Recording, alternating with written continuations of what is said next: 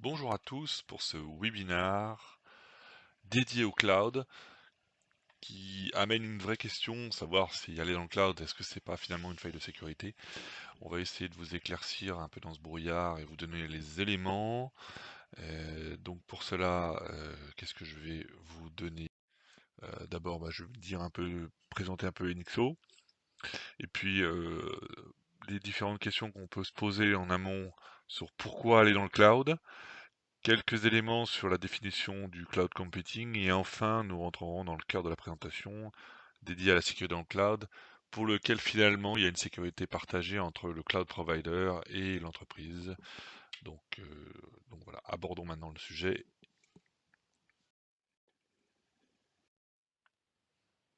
Alors, Enixo est une société de services à haute valeur technologique qui est capable de vous aider à gérer la complexité et vous apporter un accompagnement dans la durée, vous apporter des méthodes et process pour gérer les évolutions dans le temps et vous apporter des garanties de service.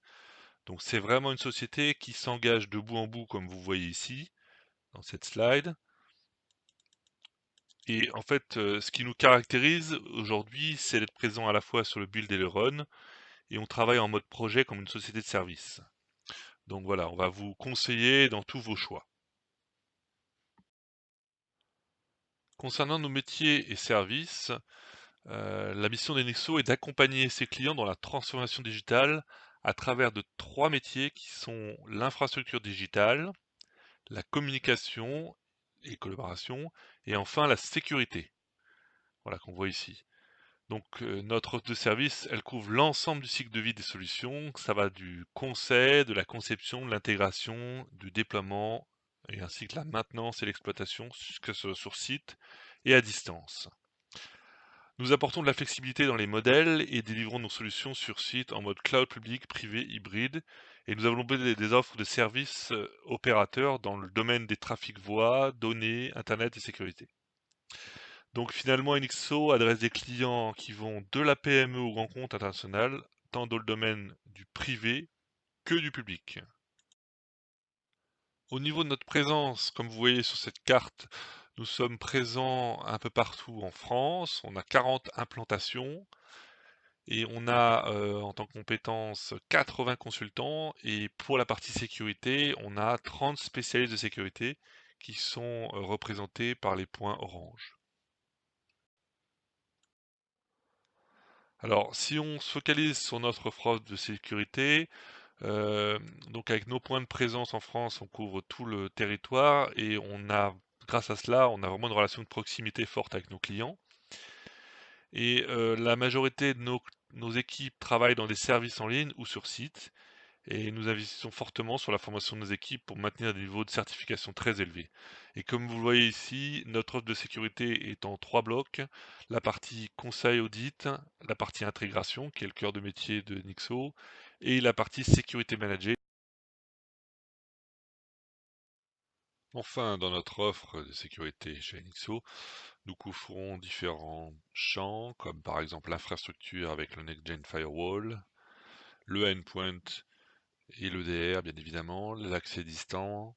Au niveau de la visibilité détection, la gestion des logs, des SIEM, scan de vuln, les données, sauvegarde, chiffrement, comme vous voyez ici, la partie internet avec la protection des emails, protection du web, l'orchestration, bien évidemment au niveau applicatif, les différents éléments, et enfin la partie cloud, que nous allons évoquer tout à l'heure notamment, et la gestion des identités avec le YAM, le PAM, etc.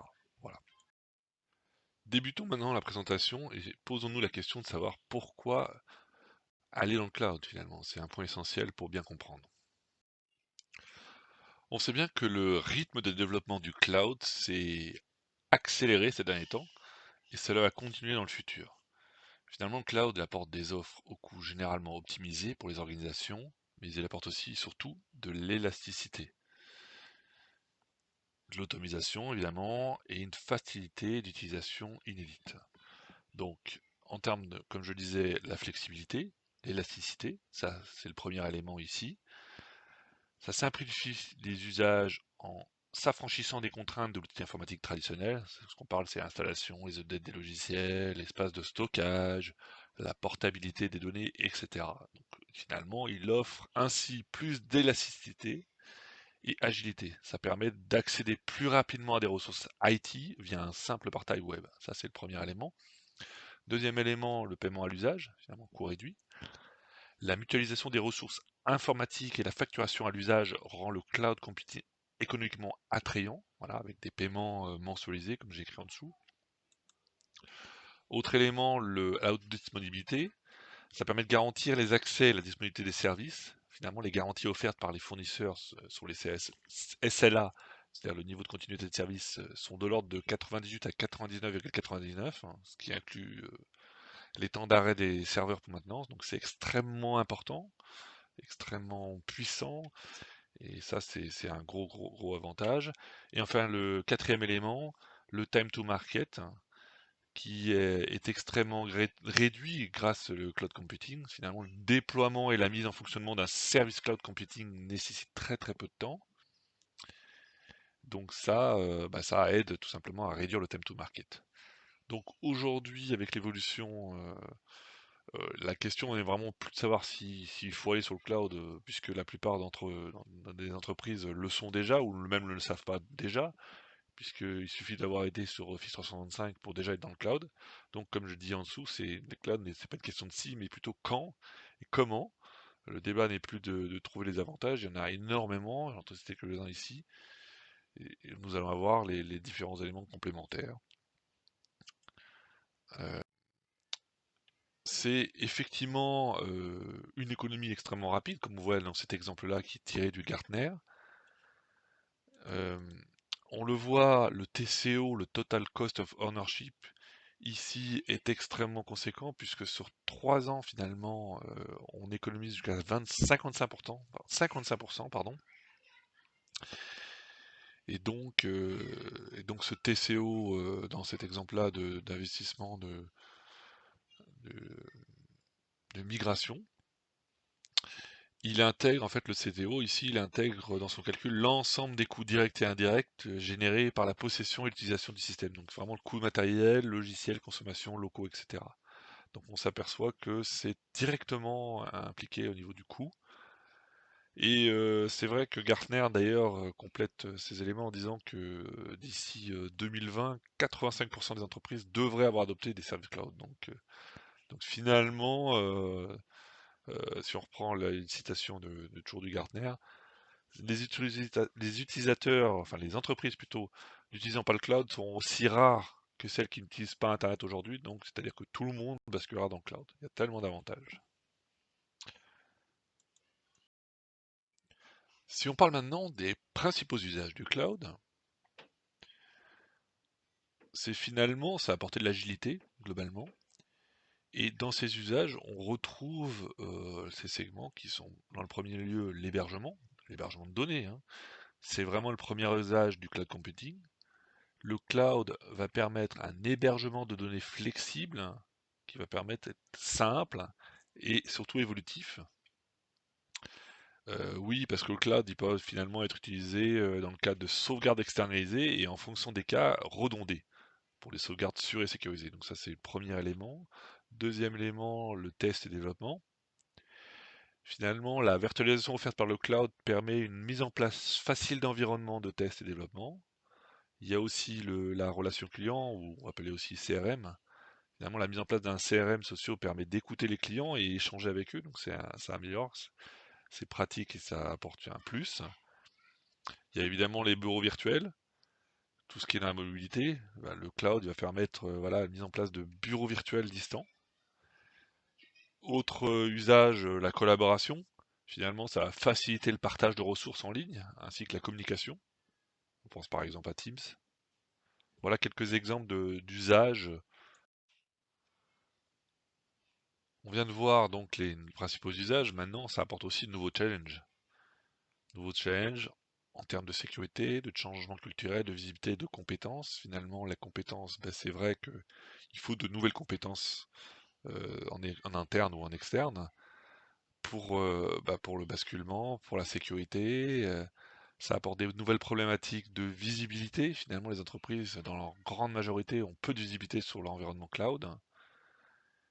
Voilà, la performance applicative et réseau est impactée. Voilà, c'est ce qu'on constate dans la plupart des analyses. Il y a aussi un problème au niveau de la changement culturel. Bah, c'est souvent un obstacle à la transformation digitale, hein, la culture d'entreprise. Et, euh, et ce qu'on entend par culture digitale, elle est définie selon quelques critères comme par exemple la pratique du travail collaboratif, l'innovation, l'ouverture culturelle, la priorité de nos digitales. Voilà quelques éléments de changement. Et il faut que l'entreprise soit prête à basculer dans ces éléments. C'est vraiment un changement de fonctionnement. Beaucoup de problématiques et évidemment des problématiques de sécurité. Alors, avant d'aborder le sujet de cette présentation sur les problématiques de sécurité, il faut quand même faire un petit retour en arrière quelques instants sur le cloud computing. Aujourd'hui, on parle de cloud computing lorsqu'il est possible d'accéder à des données ou à des programmes depuis Internet, ou tout du moins lorsque ces données sont synchronisées avec d'autres informations sur Internet. Mais ce qu'il y a à comprendre, j'ai mis une définition en bas, voilà, ce que je disais, la livraison, finalement, c'est la livraison de ressources et de services à la demande par Internet. Mais ce qui est intéressant de comprendre, c'est que le cloud computing, la définition elle-même, peut varier finalement selon l'interlocuteur. Je prends quelques exemples. Bah, pour le financier, c'est finalement moins d'investissement, on l'a vu tout à l'heure en termes de coût. Pour le DSI, c'est quoi la définition? Bah, c'est plus de services offerts pour la ressource interne. Pour le RSSI, ça peut être une sécurité nouvelle à gérer. Pour, finalement le client interne du DSI, ça peut retrouver son SI partout, c'est aussi un aspect. Et évidemment, pour le grand public, c'est plus vu comme de la sauvegarde, le bureautique, voilà. Donc c'est vraiment intéressant de comprendre les aspects différenciants et le point de vue différent de la définition. Nous voyons ici maintenant les catégories de services de cloud computing. Il existe trois modèles d'hébergement cloud capables de répondre aux besoins spécifiques des entreprises, qui sont le SaaS, le PaaS et le IaaS. Si on commence par le plus simple finalement, c'est-à-dire le SaaS, c'est-à-dire logiciel en tant que service, c'est un modèle de cloud computing dans lequel l'entreprise cliente utilise à distance une solution logicielle hébergée par l'éditeur. On peut citer par exemple Office 365, c'est le plus connu pour le coup. Et donc ça apporte un plus dans ce genre d'éléments. Ensuite, il y a le PaaS. Le PaaS, finalement, le fournisseur cloud, il va mettre à disposition des entreprises clientes l'ensemble de l'architecture d'exécution. On parle là des serveurs, des stockages, la mémoire vive, la bande passante, mais aussi l'ensemble des applications middleware comme le système d'exploitation. On pense à Windows, Linux, etc. Finalement, le PaaS est conçu pour permettre, pardon, aux développeurs de créer rapidement les applications web ou mobiles sans avoir à se préoccuper de la configuration ou de la gestion de l'infrastructure de serveurs, de stockage, de réseau, etc. Et enfin, le dernier niveau, le IaaS. Là, l'hébergeur cloud ou cloud provider va mettre à disposition de ses utilisateurs l'infrastructure informatique externalisée dont il a besoin. C'est vraiment la catégorie la plus basique des services du cloud computing.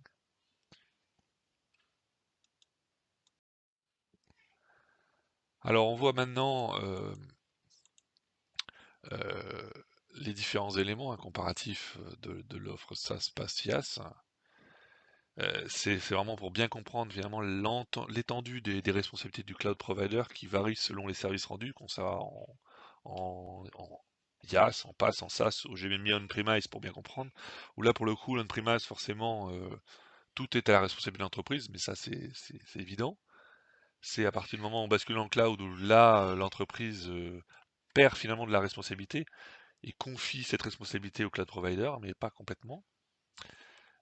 On voit ici les avantages du IaaS finalement, puisqu'il y a une baisse des coûts d'infrastructure, un gain d'espace, de maintenance, etc. Il n'y a plus besoin d'investir dans le matériel nécessaire au fonctionnement de l'infrastructure. Mais par contre, il s'agit de garder quand même le contrôle sur le type de serveur que vous souhaitez installer. Enfin, la partie PaaS, hein, le fournisseur cloud va mettre à disposition des entreprises clientes l'ensemble de l'architecture d'exécution. On pense aux serveurs, stockage, mémoire vive, en passante, etc., etc.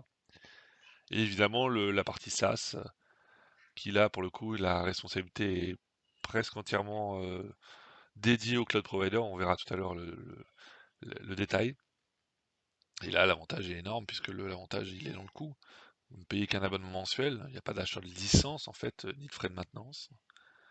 Et tant qu'il y a une connexion internet, en fait, on peut se connecter au logiciel en mode SaaS. Donc il y a vraiment bon, évidemment, il y a comme tout à l'heure, je l'ai déjà dit, mais sur la partie flexibilité, hein, voilà, apporte beaucoup de flexibilité, une efficacité, on est toujours opérationnel dans toutes circonstances, voilà, on a accès à tout ça.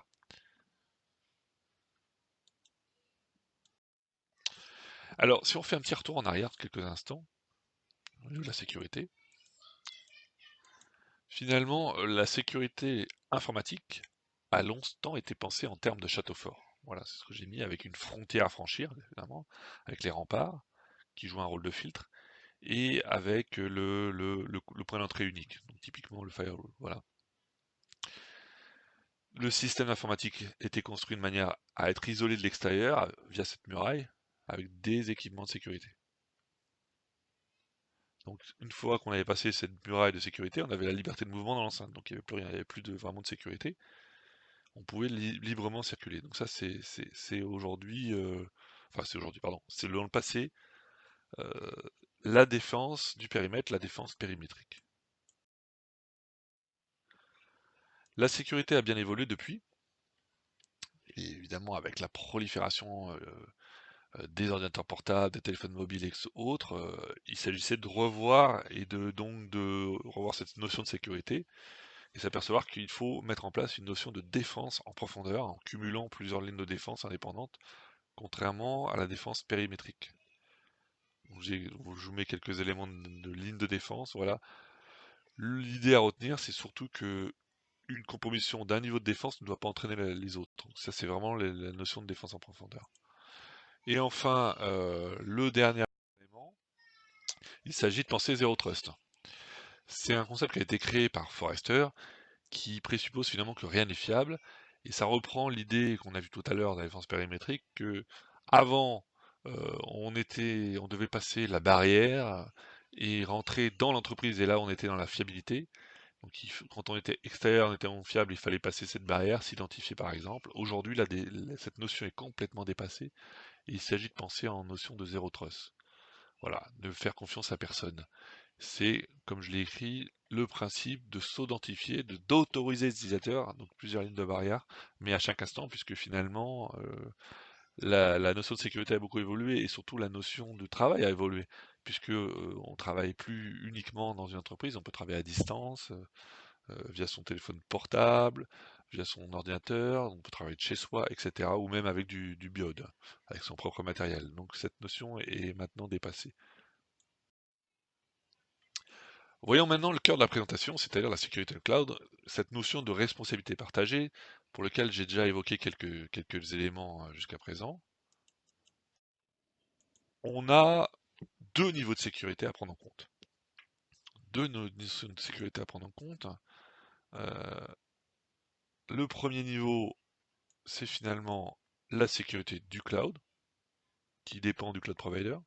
Et là, c'est le cloud provider qui va s'occuper de l'infrastructure, le service de base, le stockage, le réseau, base de données. Et la deuxième notion, la sécurité dans le cloud. Pour le coup, ça c'est l'entreprise. Et là, ça va dépendre du choix du service cloud. On a vu tout à l'heure le SaaS, le PaaS et IaaS, on va le détailler dans un instant. Mais cette notion de sécurité est vraiment une responsabilité partagée, c'est ça qu'il faut retenir. On peut retenir finalement six notions, six responsabilités à prendre en compte, que j'ai essayé de resituer ici, avec les différentes structures, donc les situations d'on-premise, les situations d'IaaS, de PaaS, de SaaS, qu'on voit en haut. Et ces six responsabilités qui ressortent ici, pour lesquelles l'entreprise doit prendre en compte finalement, s'il veut assurer une sécurité. Et ces responsabilités, si on les prend bien en compte, elles vont contribuer à avoir un environnement sécurisé compliant. Donc, juste à retenir, c'est qu'effectivement, ce qui est en bleu, alors là, c'est pour le coup, l'entreprise est totalement responsable. Quand c'est en gris, c'est le cloud provider totalement responsable. Sinon, il y a des notions pour lesquelles c'est du 50-50.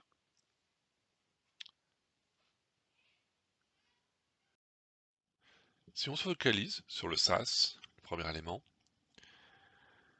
Et ben là, la question finalement qui doit se poser, c'est la criticité des données. C'est fait comment arbitrer entre les données à conserver en interne et celles éligibles à monter dans le nuage. Donc là, normalement, les différents métiers sont mis à contribution pour réaliser cette classification. Donc vraiment, c'est le premier élément, la classification des données et la notion de conformité. Voilà, veiller à ce que les données, les solutions données, soient identifiées et correctement classées pour notamment répondre à toute obligation de conformité. Donc c'est vraiment le premier élément pour lequel il n'y a que l'entreprise qui peut le faire. Et là, pour le coup, si c'est pas bien fait, bah voilà, on peut disposer soit dans le cloud des mauvaises données, soit disposer d'un niveau de protection inadapté, enfin ce genre de choses. Donc c'est très important de comprendre ça et de prendre en compte cet aspect-là pour lequel le cloud provider ne pourra pas vous aider. Donc, typiquement, il faudra faire un diagnostic avec du conseil SSI pour lequel NXO peut s'en charger. Donc, pour résumer, la responsabilité client, c'est la conformité, s'assurer de la conformité du stockage des données, donc en fonction de la problématique du métier. Je pense notamment à un domaine de santé. Le point suivant, c'est-à-dire au niveau de la responsabilité du client, c'est la définition et la maintenance du système d'habilitation des utilisateurs, donc toujours dans cet aspect-là. Donc là, pour le coup, Enixo peut vous accompagner dans cette protection du endpoint parmi les différentes solutions et bien sûr faire la partie intégration. Voilà, on a vu à peu près tout sur la gestion des accès et des droits. Enfin, on change de rubrique, pour le coup, ça c'est le PaaS, Platform as a Service. Et là, il y a des problématiques qui apparaissent, qui n'avaient pas le cas pour le SaaS. C'est la protection au niveau applicatif. On parle là de solutions de type WAF, Web Application Firewall, ou appelé aussi des solutions anti-DDoS, mais qui sont souvent proposées dans le WAF. Là, l'idée, c'est de se protéger contre les injections SQL, par exemple, et autres. Là, le NXO peut vous accompagner alors pour le choix de la solution, WAF, évidemment, pour la configuration, l'accompagnement et l'intégration. Quand on attaque maintenant l'infrastructure as a service, autre notion, ben là, finalement, on a la gestion complète de la partie accès et droits. Donc là, ça se limite pas, comme on l'a vu tout à l'heure, à la définition des rôles, mais donc là, c'est l'ensemble des gestions des accès et des droits. Typiquement, il y a des solutions de type IAM, de bastion qui peuvent mettre en place, de coffre-fort, de chiffrement, de SSL. Et là, Enixo peut vous conseiller finalement sur les solutions. Alors, est-ce que c'est une solution qui est proposée par le cloud provider qui peut suffire? Ça peut dépendre. Ou des solutions autres, comme Okta par exemple, ou de Bastion, ou de chiffrement, ou Alix, je pense à Walix par exemple, etc. Là, on reprend effectivement cette notion de protection applicative. Protection applicative, ici, eh ben, c'est quoi? C'est, pour le coup, là, c'est de proposer, puisqu'il n'y a pas de solution proposée, de mettre des pure players, vous accompagner dans ce choix-là, et donc de sécuriser finalement la couche applicative, mais aussi de l'OS. Donc là, c'est plus complet au niveau de la protection applicative. D'où le carré bleu complet, pour lequel c'est la responsabilité de l'entreprise à ce niveau-là. Enfin, on découvre une partie qu'on n'avait pas encore abordée dans le IaaS, c'est le contrôle réseau finalement. Le contrôle réseau. Là, la responsabilité, voilà, c'est la responsabilité de l'entreprise. Il y a eu dans le déploiement, dans la gestion, la sécurisation des solutions réseau. Jusqu'à présent, c'était le cloud provider. La partie exploitation des logs, la partie configuration du firewall, etc., etc. Donc là aussi, Nexo peut vous accompagner dans le choix des solutions.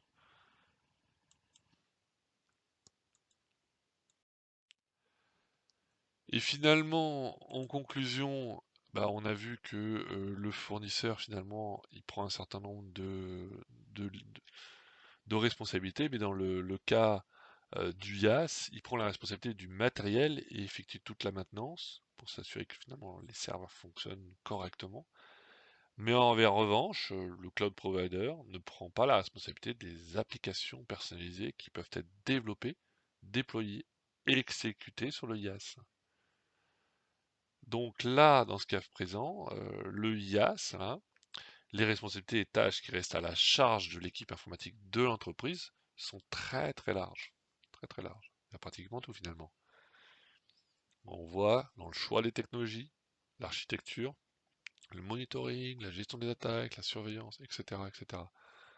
Donc c'est très très lourd finalement pour l'entreprise. Comme je le dis ici, finalement, s'il y a attaque, s'il y a incident, bah, il va falloir faire l'analyse, le diagnostic, la résolution, etc. Donc il faut vraiment une équipe assez importante et surtout avoir les compétences, ce qui devient de plus en plus difficile. Donc là, il y aurait effectivement une grosse valeur ajoutée à faire appel à Nexo pour tout simplement se déresponsabiliser et pour que l'équipe interne de l'entreprise puisse se concentrer finalement sur d'autres choses et donc des problématiques plus métiers qui sont beaucoup plus stratégiques. Voilà. Et en plus de cela, la résolution en cas d'incident, voilà, ça pourrait être résolu très rapidement. Il n'y aura pas toute l'analyse, le diagnostic, la résolution, les compétences, etc. en interne. On gagnera beaucoup, beaucoup de temps. J'ai résumé ici la synthèse des responsabilités, donc dans les différents éléments, et on voit que c'est on-premise, IaaS, PaaS, SaaS.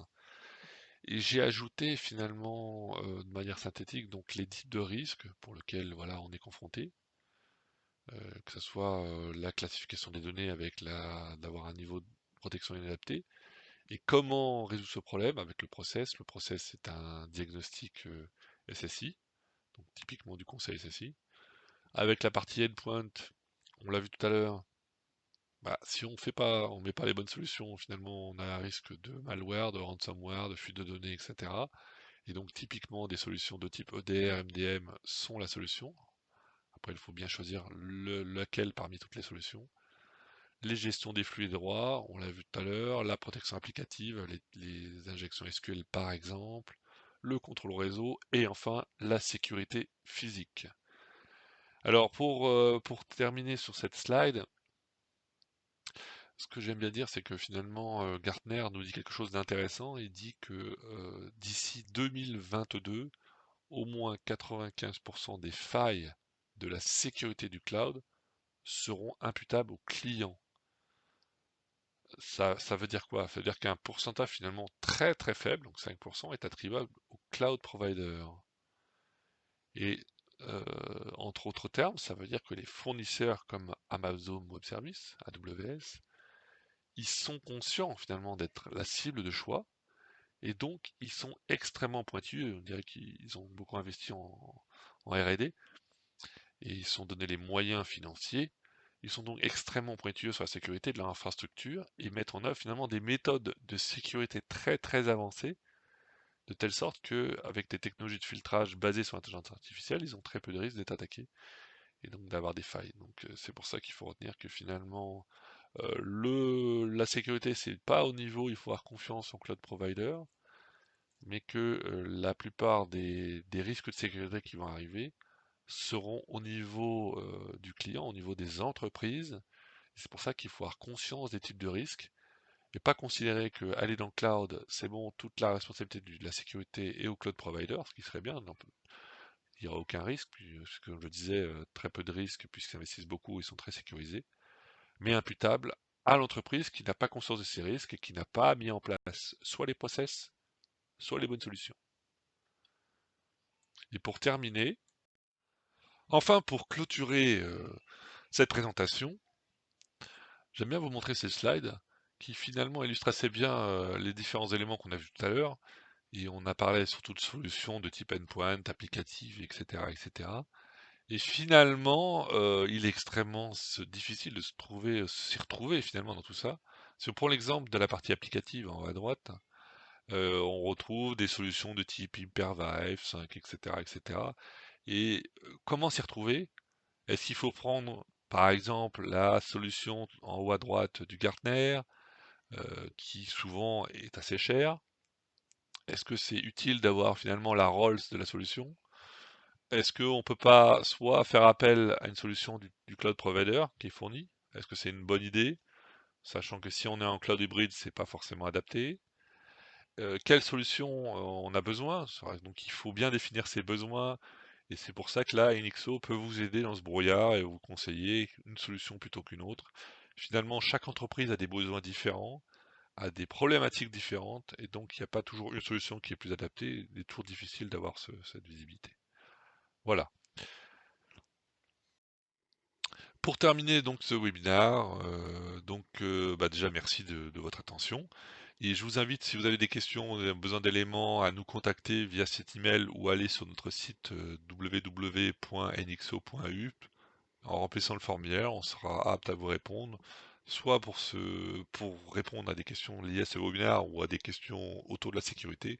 On se fera un plaisir de vous accompagner. Merci et à bientôt.